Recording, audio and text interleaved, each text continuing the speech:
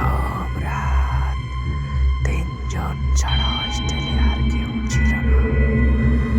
এই সময় ভয়ানক এক বৃষ্টি সবার মনে আতঙ্ক এনে দিয়েছে।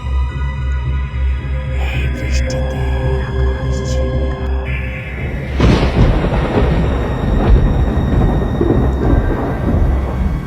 তারপর এখানে কেউ ছিল না। হঠাৎ দেখি কার যেন একটা প্রতিচ্ছবি।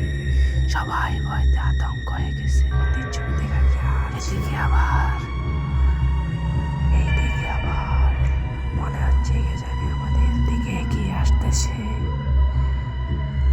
কে সে দিক দেখতে সে আমাদের টার্গেট করে এবং আমাদের কাছে চলে আসে।